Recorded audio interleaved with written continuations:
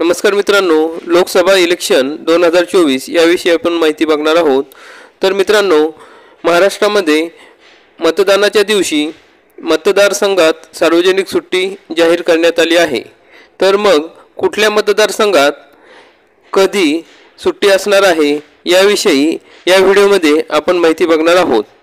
तर मित्रांनो, मतदानाच्या दिवशी कोणकोणत्या ठिकाणी कोणकोणत्या वेळेस आपल्याला सुट्टी मिळणार आहे, म्हणजे ही सुट्टी कधी कोणत्या तारखेला असणार आहे याविषयी माहिती आपण आजच्या या व्हिडिओमध्ये बघणार आहोत। आणि कोणकोणत्या कर्मचाऱ्यांना ही सुट्टी असणार आहे याविषयी ही माहिती असणार आहे। तर मित्रांनो, केंद्रीय निवडणूक आयोगाने देशातील सार्वत्रिक निवडणुकांची घोषणा केली आहे।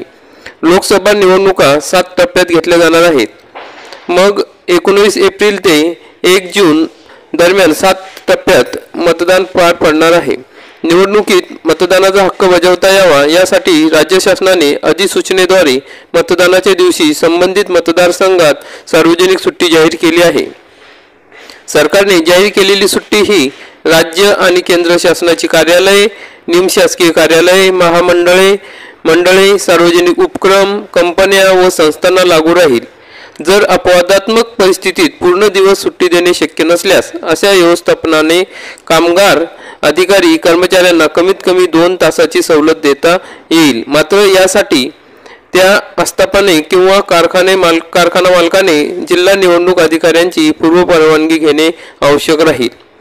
7 टप्प्यातील निवडणुका होणार आहेत। तर पहिल्या टप्प्यात निवडणुका 19 एप्रिलला होणार आहे। दुसऱ्या टप्प्यातील निवडणूक ही 26 एप्रिलला होणार आहे। तिसऱ्या टप्प्यातील निवडणूक ही 7 मे रोजी होणार आहे। चौथ्या टप्प्यातील निवडणूक ही 13 मे रोजी होणार आहे। 5व्या टप्प्यातील निवडणूक ही 20 मे रोजी होणार आहे।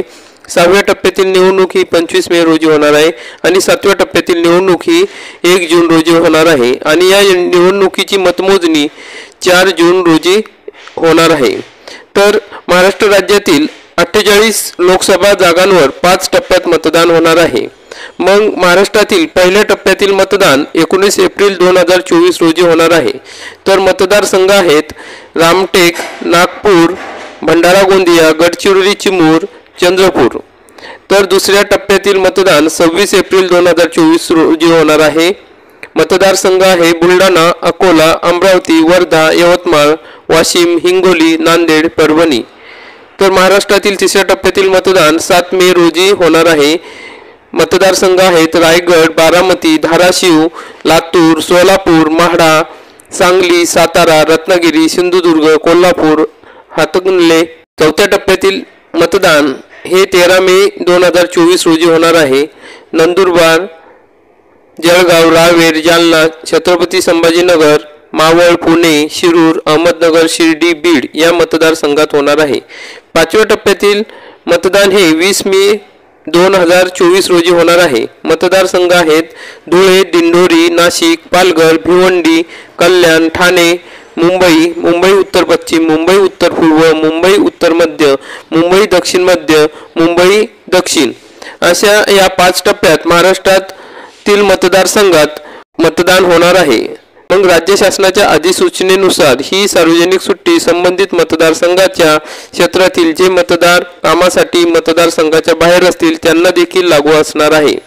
तसेच राज्य आणि केंद्र शासनाची कार्यालये, निमशासकीय कार्यालये, सार्वजनिक उपक्रम व इतर संस्था आदींना ही सार्वजनिक सुट्टी लागू राहील।